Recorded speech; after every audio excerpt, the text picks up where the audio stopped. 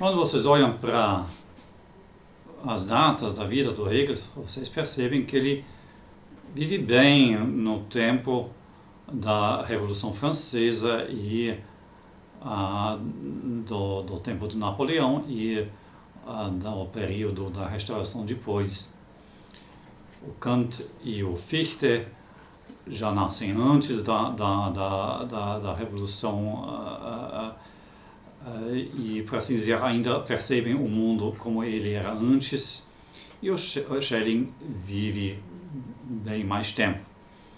O Hegel tem 19 anos quando a Revolução começa, então esse é o tempo, né, quando uma pessoa jovem começa a, como dizer, ver o mundo com os seus olhos próprios, claro, um pouco antes, talvez com 16 anos, mas então a Revolução Francesa e os seus efeitos posteriores ocupam bem, né, o tempo de vida de Hegel. E aí podemos dizer que isso, de certa forma, né, se espelha na filosofia do Hegel, porque ela tem mais unidade do que a filosofia do Fichte e do Schelling, né? Como ele vive, para assim dizer, né, numa época só, né, mesmo que essa seja muito turbulenta, ele também apresenta um sistema só.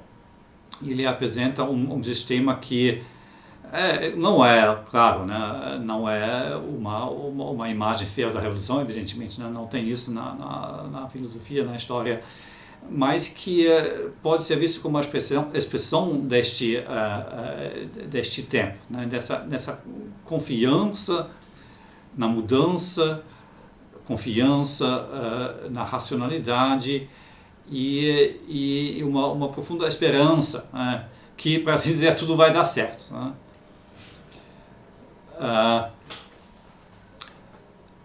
Bem, então o Hegel ele nasce em Stuttgart.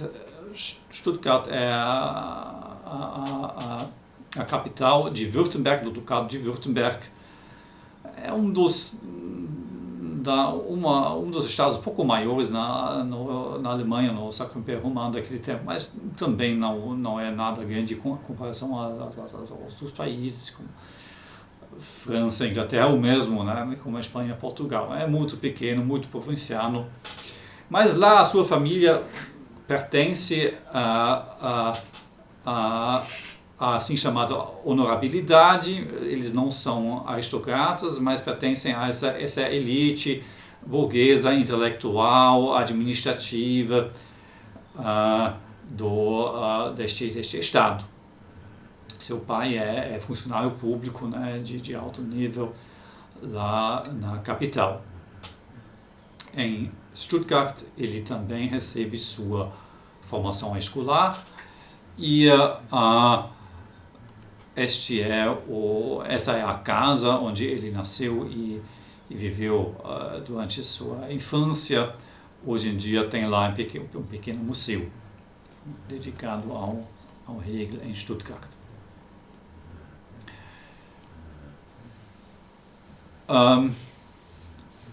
Ele é uma criança, um jovem inteligente, mas nada extraordinário como Fichte, como o Schelling, né? O gênio do Hegel se mostra bem mais tarde.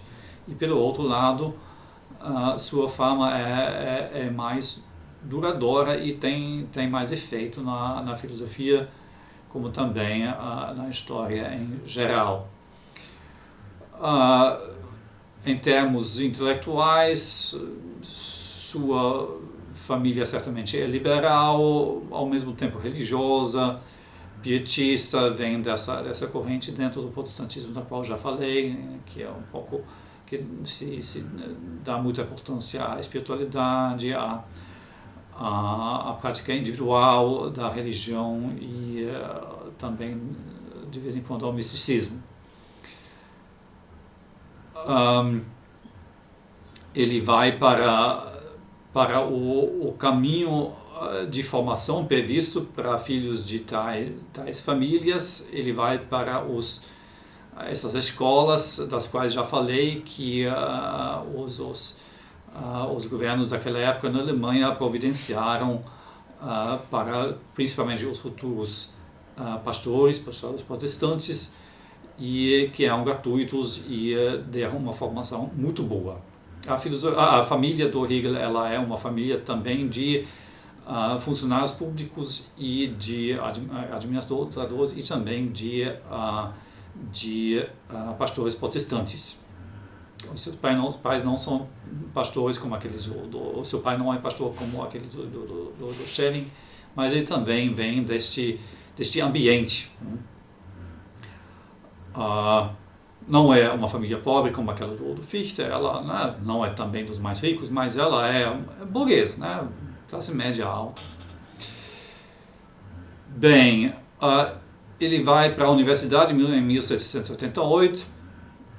Tübingen, como já disse, Tübingen é a universidade daquele ducado, e naquele tempo era normal que uma pessoa permaneceu dentro de seu estado e foi para a universidade de seu próprio estado.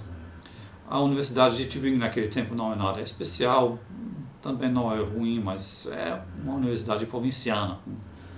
A fama que Tübingen tem vem de tempos mais, ou que tem hoje, né, vem de tempos mais tarde.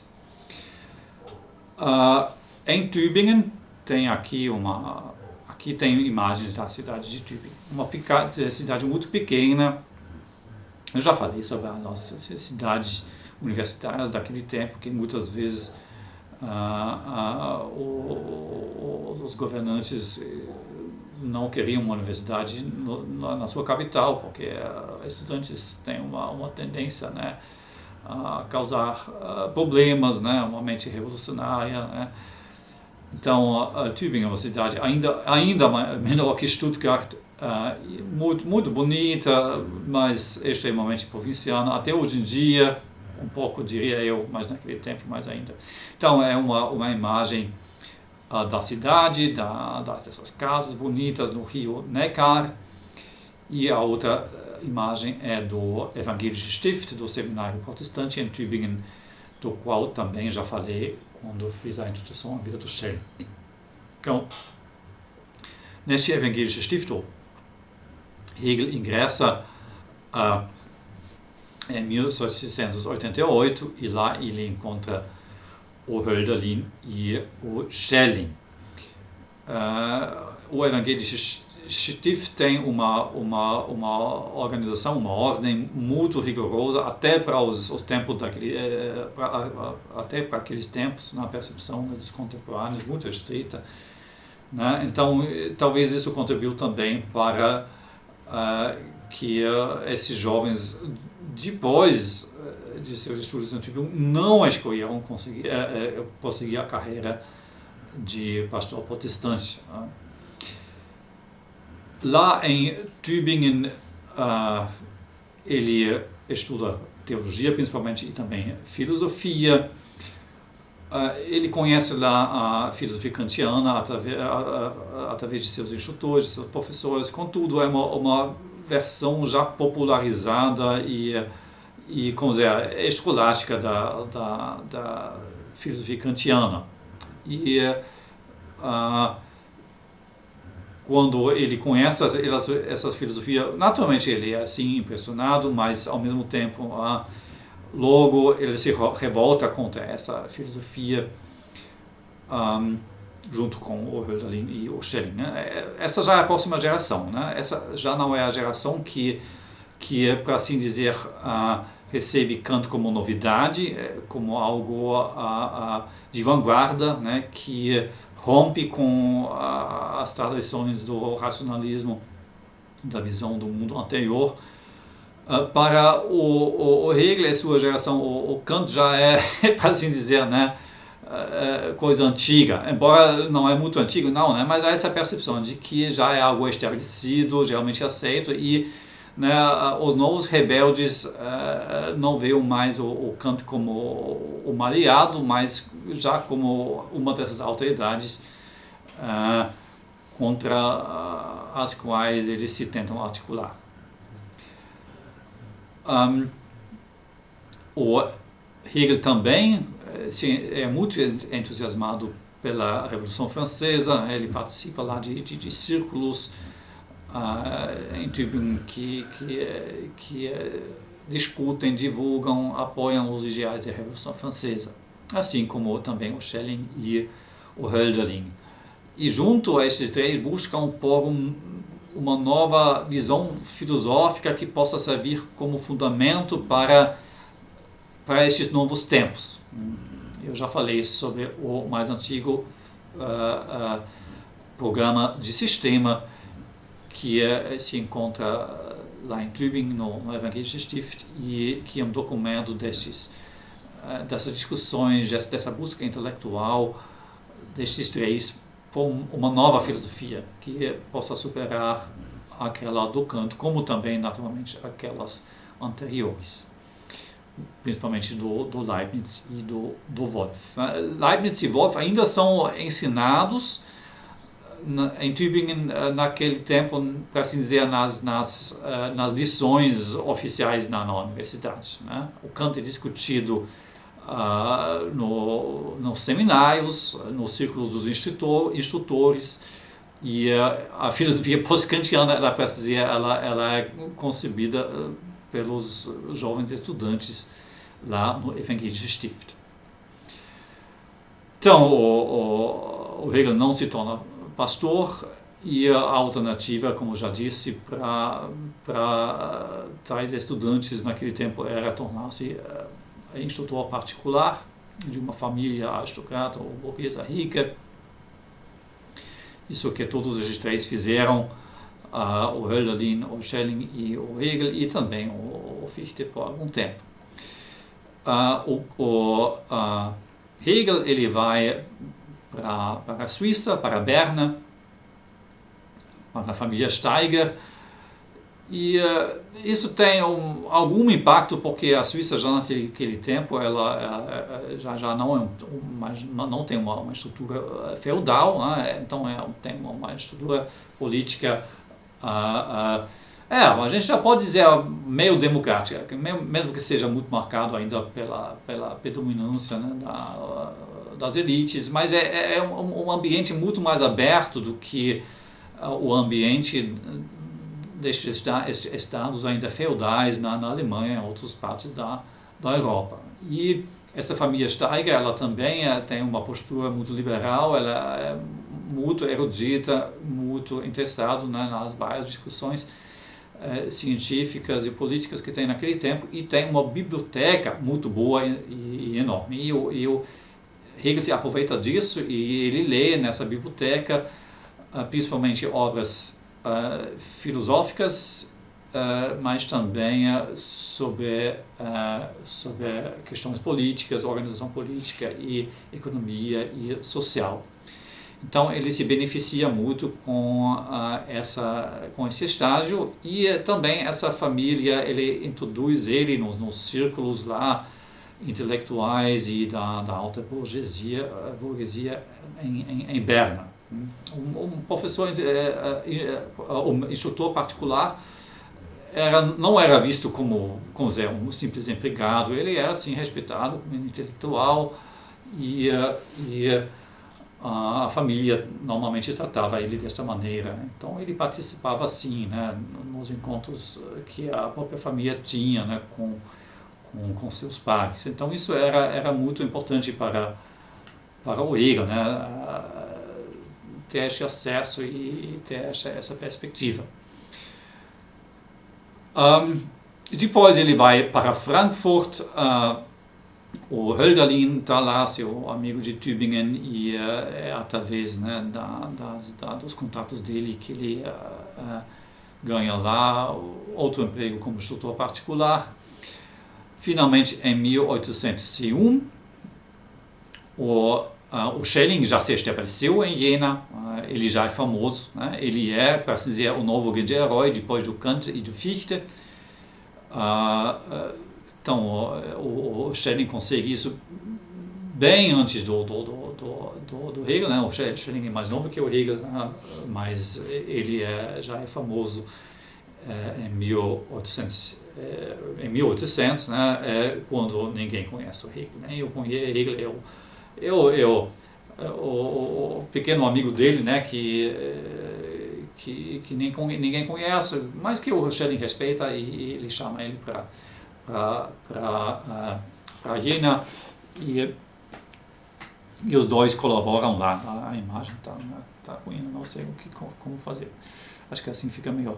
Bem, juntos eles trabalham em projetos filosóficos, eles são editores do Jornal Crítico da Filosofia. O Schelling é evidentemente o editor principal. Eles colaboram em vários campos, mas principalmente na filosofia da natureza.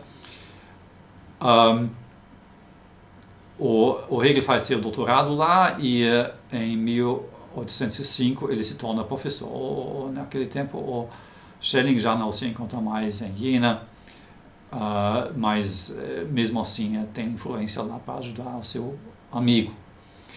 Em 1807 nasce seu primeiro filho, filho ilegítimo, ele não é casado. Bem, mas naquele tempo isso não é um grande problema não naquele tipo de sociedade que ele participa.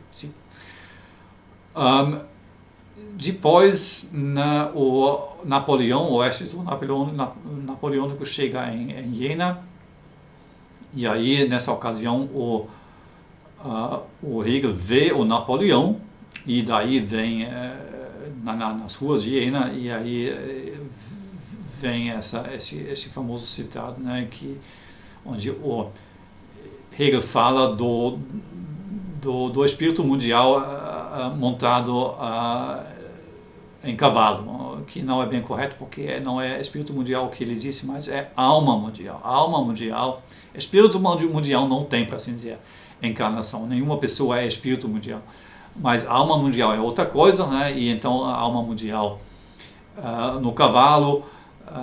Aí ele disse, né, que para assim dizer, toda essa época, ela para assim dizer, ela se concentra, ela culmina nessa pessoa que está lá naquele cavalo que ele vê, ele é muito impressionado por isso. Mas ele precisa sair de lá porque as tropas napoleônicas ocupam sua casa e não tem mais meios financeiros para sustentar-se, e ele vai para Bamberg, que é um período muito curto. Ele é jornalista, chefe de um jornal lá em Bamberg. Bamberg é uma outra pequena cidade na Bavária. Depois ele vai para Nuremberg, uma cidade um pouco maior também na Bavária. Lá ele é diretor de uma escola, na Alemanha se chama de ginásio, aqui seria a escola de colégio de ensino superior. E então ele trabalha como professor de escola, como pedagogo por um lado, pelo outro lado ele também tem a responsabilidade de organizar, de administrar e de, como dizer, supervisionar os outros professores. E aí tem alguns textos interessantes daquela época sobre pedagogia, claro, naturalmente também sobre filosofia e sobre a tentativa de organizar um currículo filosófico para a escola, né? Então, Hegel aí diz o que ele acha bom ensinar para alunos ainda de escola, né, na filosofia. Ele se casa lá em 1811 com Marie von Tucher. Ela só tem 20 anos, ele já tem 40, mais que 40. E eles têm 2 filhos, quer dizer, 3, o primeiro morre cedo, como é bem comum naquele tempo ainda. Depois disso, ele vai para a cidade de Heidelberg, para a Universidade de Heidelberg. Então ele retoma a sua carreira acadêmica ele é professor lá. Essa é já uma universidade mais renomada, com mais tradição, aquela de Heidelberg. Aqui nessa imagem em cima, vocês estão vendo o prédio principal da Universidade de Heidelberg, ainda em função dessa mesma função hoje, e embaixo o prédio principal da Universidade de Berlim, da Humboldt-Universidade de Berlim, onde o Hegel será professor logo depois. Em 1818, ele é chamado para lá, para Berlim. Ele é convidado pessoalmente, não é concurso, né? Ele já está tornando-se famoso e em Berlim ele realmente é, depois de pouco tempo, o filósofo da época daquele estado, do estado da Prússia, mas também, né, logo em toda a Alemanha. Suas aulas são frequentadas não apenas por estudantes, mas também por colegas, professores, por membros da sociedade, da elite, né, administrativa, intelectual, também militar. Então, naquele tempo, Hegel realmente é o intelectual,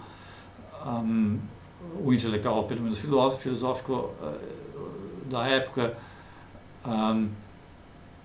e ele permanece mais ou menos nessa posição até sua morte. Como já disse antes, né, de certa forma, ele era feliz em morrer cedo, quer dizer, 61 anos, né, mas bem mais cedo que o Schelling, porque ele não viveu mais os tempos quando sua fama evanesceu.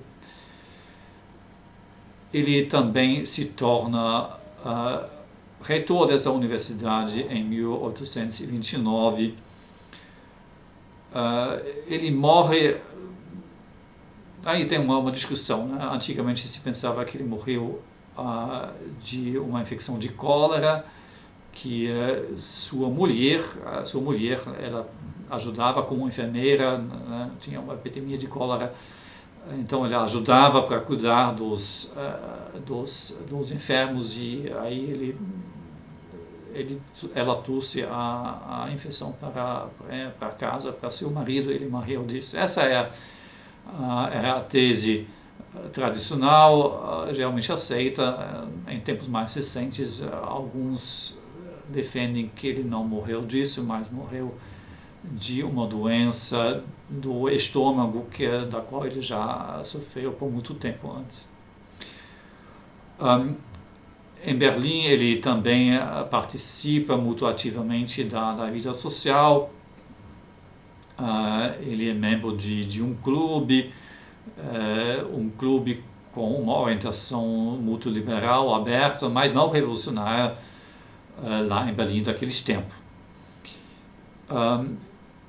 Ele sempre viu a Revolução Francesa como algo muito importante, muito positivo, porém, já nos anos de 1790, ele se distancia dos jacobinos, e por causa do terror que eles estão realizando lá na França, e ele defende, né, uma corrente mais moderada dentro dos revolucionários que defende a concepção de uma monarquia constitucional.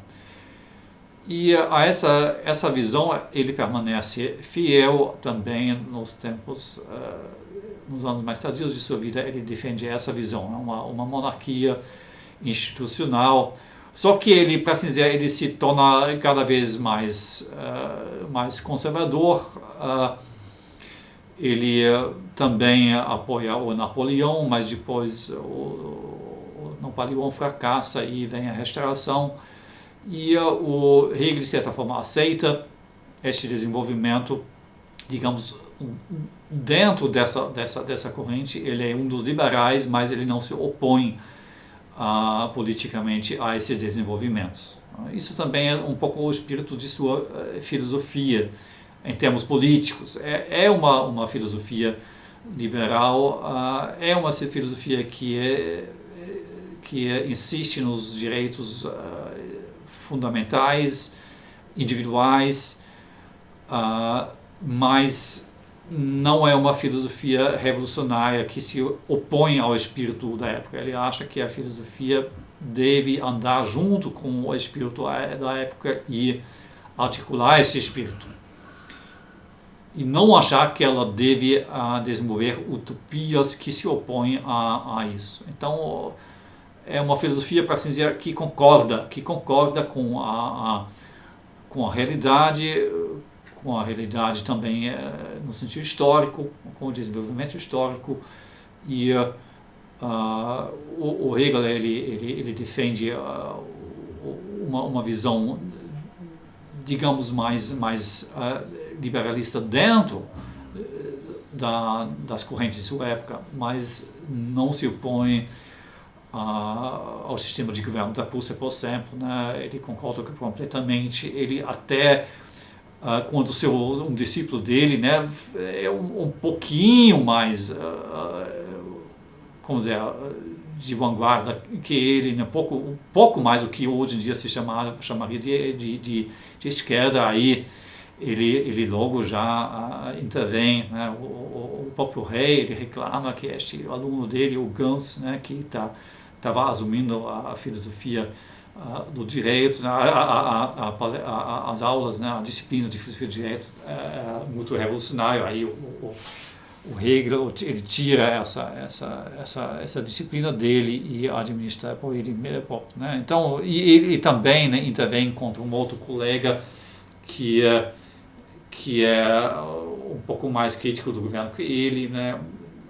Aí tem até alguns aspectos, digamos, lamentáveis, né, da filosofia, da personalidade do Hegel, que ele colabora muito com as autoridades e ele é um pouco conformista, né?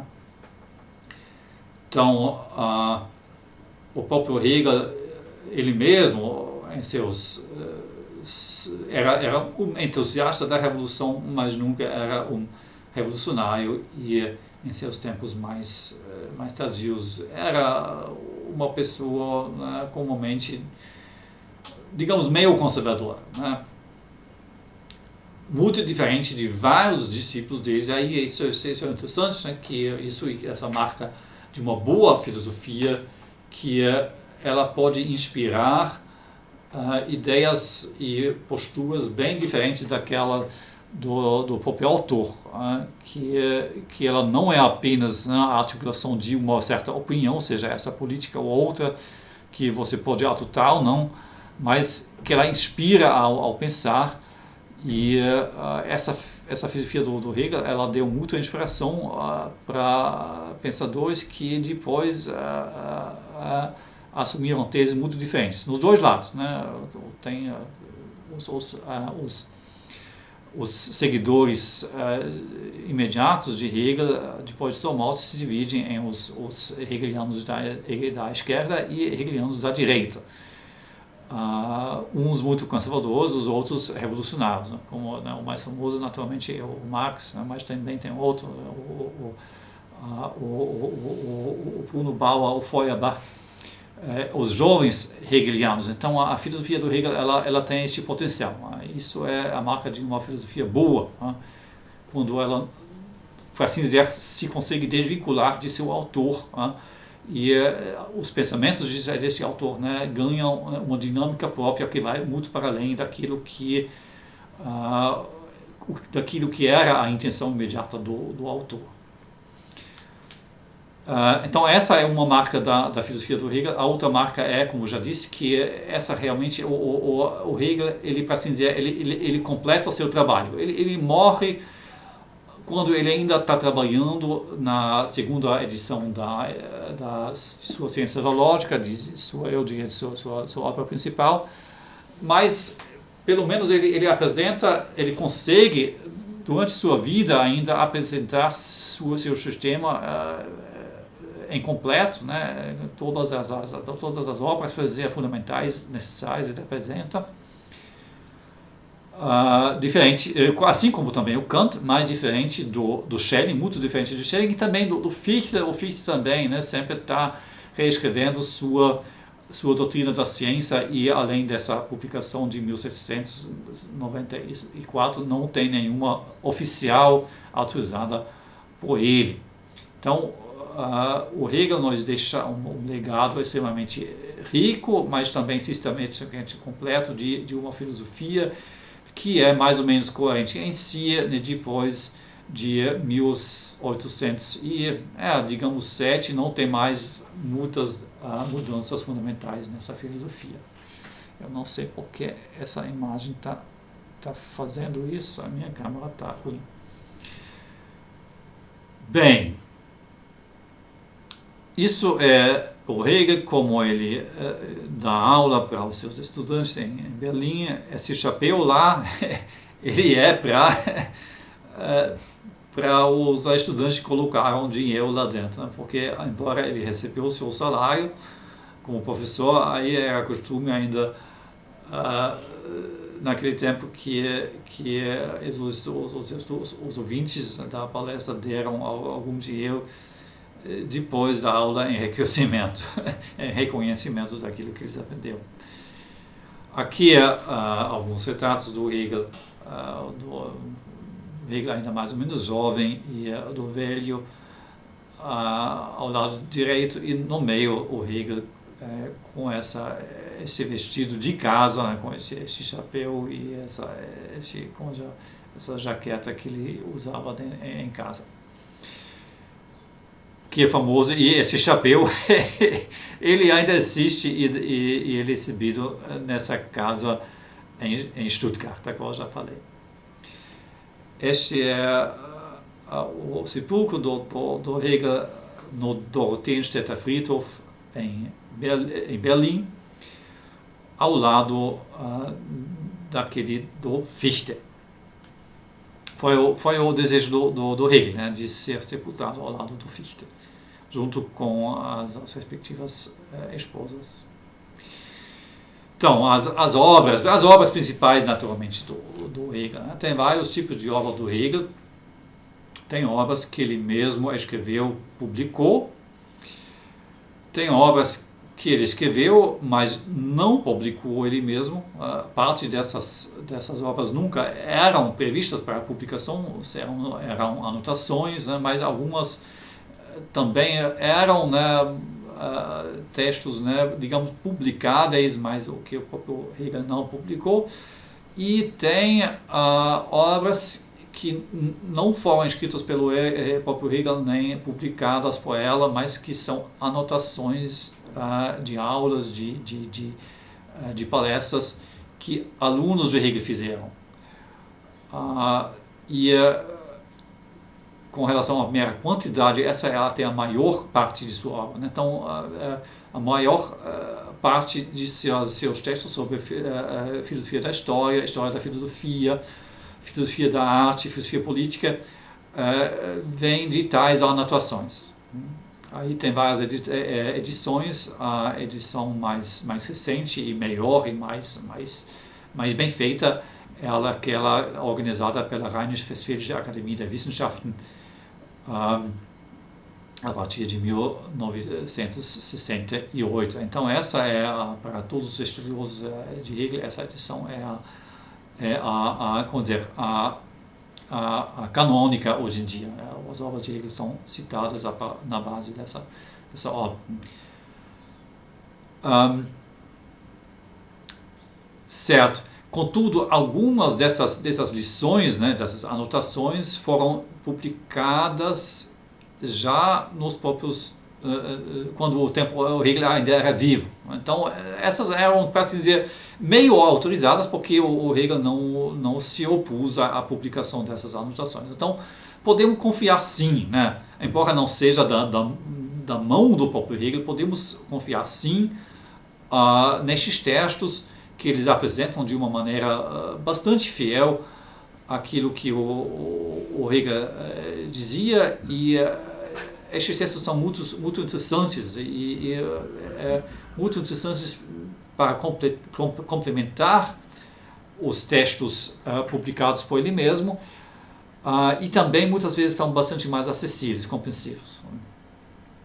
Porque são justamente de palestras que o Hegel deu para um público maior, né? E enquanto suas obras, como a ciência da filosofia, a ciência lógica, por exemplo, né, são claramente escritos para expertos. Eu menciono aqui sobre a diferença entre o sistema da filosofia fichtiano e schellingiano de 1801, porque essa é a primeira obra filosófica com a qual o Hegel é percebido por um público maior. E aí ele apoia a filosofia do Schelling contra aquela do Fichte, e ele para assim dizer, ele se apresenta como discípulo do Schelling. Ele não é ainda uma figura própria, né, na filosofia da Alemanha naquele tempo. Então, ele já tem certas divergências com o Schelling, evidentemente. Ele tem suas ideias originais, mas ele se apresenta como apoiador da filosofia do Schelling naquele tempo. Sobre a essência da crítica filosófica, pode ser visto como outra dessas obras, né? De juventude, né? Antes de sua grande época. Quem pensa abstratamente, também uma pequena obra daquele tempo, em 1806-7, aí ele publica a sua primeira grande obra, onde ele aparece como filósofo, digamos, né, com um sistema próprio, com todo um sistema de filosofia coerente. Essa é a Fenomenologia do Espírito. A Fenomenologia do Espírito, desde o início, era visto apenas como uma introdução, como uma propedêutica ao sistema filosófico do Hegel. Ela não é uma obra fundamental, principal, como ela é às vezes vista e tratada por alguns leitores hoje em dia, principalmente do hegelianismo francês. Ela é evidentemente uma obra importantíssima, talvez em termos de efeito, né? Em filósofos posteriores ela é talvez até a mais importante, né? Muito rica, muito interessante, mas em termos sistemáticos de própria filosofia, ela não tem um lugar tão principal. Ela é uma propedêutica.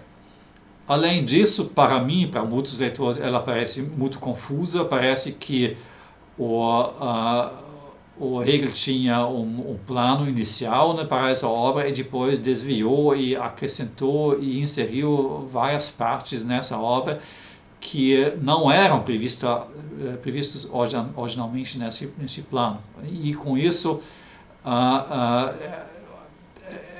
parece ter uma certa desordem nessa obra, e as coisas não, as diferentes partes não se encaixam bem em vários instantes. A minha tese é que ele estava sob a impressão de que ele corria o risco de morrer, de não poder trabalhar mais, de perder até essa obra por causa das guerras napoleônicas, né? Era um tempo de muita confusão, de muita insegurança, né?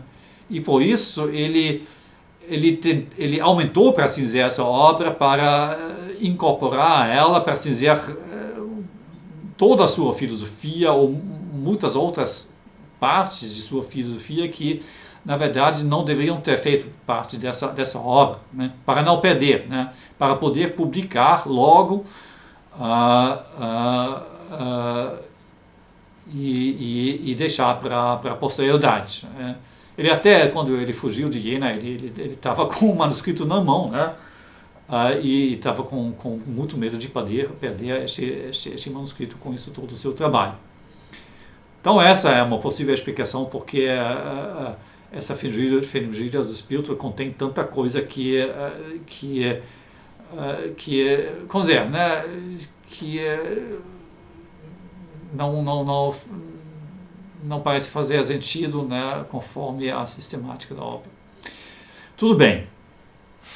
Então, o próprio sistema de filosofia, de ciência filosófica, que o Hegel propõe, ele, para assim dizer, vem apenas depois da fenomenologia do espírito, e esse sistema ele se subdivide em 3 partes: a ciência da lógica, que é o fundamento, e de certa forma também a parte mais importante, depois a filosofia da natureza e a filosofia do espírito.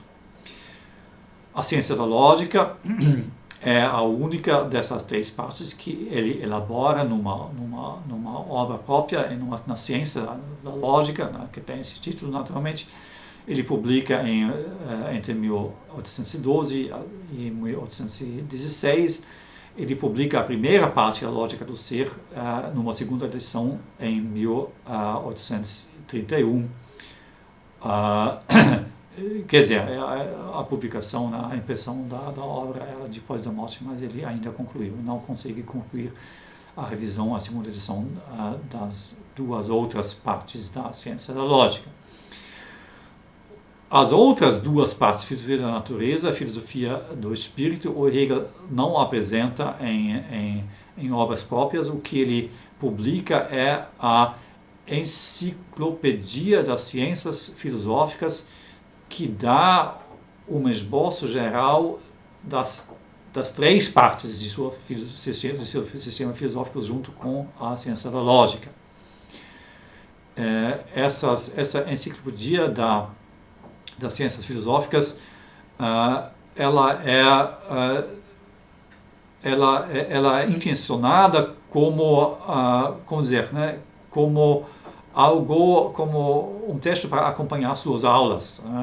Então, para assim dizer, um texto não, originalmente não para ser lido por si só, em isolação, mas para ser lido acompanhando as palestras, as lições do Hegel na universidade.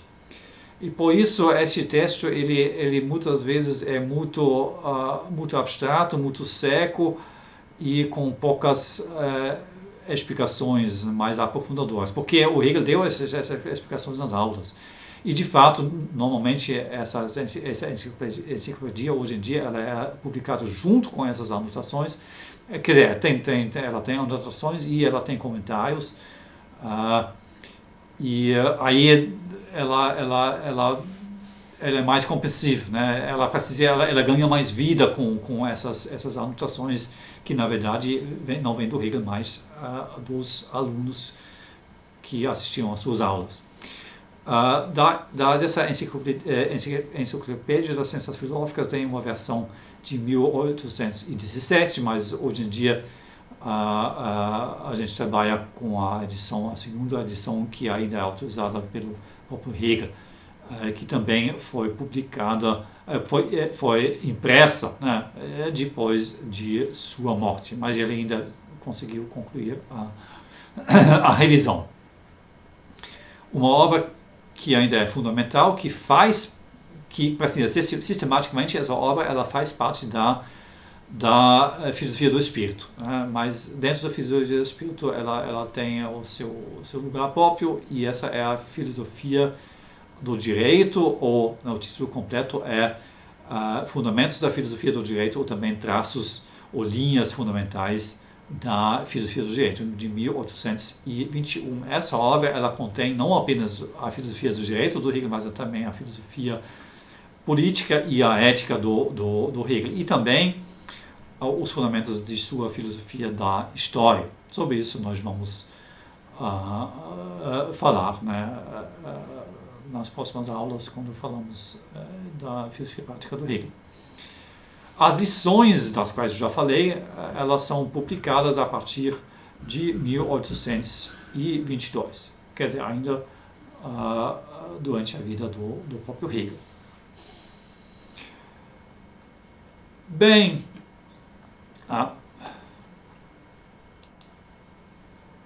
desculpa. Bem, era isso, né, em termos de introdução. O Hegel não era uma personalidade, digamos, tão fascinante ou tão, como dizer, né, tão extraordinária como talvez aquela do Fichte ou do Schelling também, até certo grau. Né? Ele era, para assim dizer, uma pessoa bastante normal, né, bastante burguesa, né, sem grandes eventos, sem grandes ações, né, fora, naturalmente, de sua filosofia.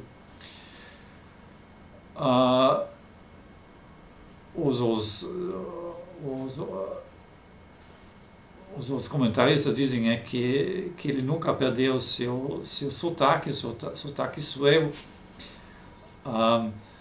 até o fim de sua vida, então até isso ele guardou, né?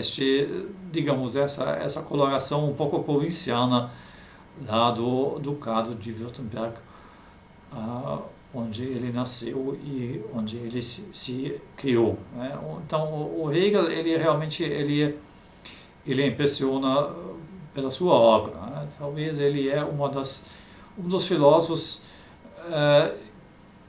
onde a pessoa, né, ela tá muito no background, né, ela não se destaca tanto, né? O que se destaca é a obra, é a sua filosofia, que no seu caso realmente é muito mais do que apenas, né, a articulação de uma pessoa, de uma personalidade, de um caráter individual, e com isso também tem esse potencial, né, de inspirar pessoas com ideias que vão muito além das visões que o Hegel tinha individualmente. Essas são visões não muito extraordinárias, né, em termos, digamos, práticos do dia a dia. Essa filosofia do Hegel ela não é algo muito, como dizer, revolucionário, algo que muda muito, né, a postura, né, a postura de vida daquele tempo. Tem filosofia, sim, que, para assim dizer, se você leva a sério, né, fazem de você uma outra pessoa. Muitas pessoas têm essa experiência quando leem Nietzsche, por exemplo. Né? Isso, Nietzsche fez de mim um novo homem, né? uma nova pessoa. Pelo menos para o próprio Hegel, a sua filosofia serviu, para assim dizer, para afirmar essa vida e essa personalidade que ele tinha, né? Essa vida de um intelectual burguês na monarquia prussiana, que ainda não era constitucional, mas que ela era mais ou menos liberal, né? Então essa filosofia, né, ela para dizer, em termos práticos, ela serve muito para afirmar isso, né? Ela não chama a você a fazer revolução ou não sei o que, né? Abandonar sua família e tornar-se monge, ou tais coisas, né? De fazer tais rupturas radicais, não, né? Ou essa filosofia do Hegel, assim como ele mesmo entendeu ela, né? Era a filosofia justamente de um professor de universidade prussiana burguês, né? É isso que, em termos práticos, essa filosofia afirma. Contudo, né, repito mais uma vez, né, o potencial dessa filosofia ele vai muito para além disso. Né? O potencial dessa filosofia é suficiente para mudar o mundo, para fazer a revolução, né, como de fato aconteceu, né? Através, principalmente, seu discípulo Karl Marx, mas também de outros. E nesse sentido, né, vale a pena e é muito importante conhecer, ler a filosofia do Hegel até hoje, né? Por um lado, porque ela é extremamente rica, extremamente inspiradora por si mesma, por segundo, porque ela tinha este impacto. Talvez é uma das filosofias que tinham mais impacto na história da humanidade e, né, até o ponto que podemos dizer que até hoje em dia, né, nós vivemos em tempos que são indiretamente, né, através de seus discípulos, marcados por Hegel. Né? E essa é uma grande coisa para dizer sobre um filósofo.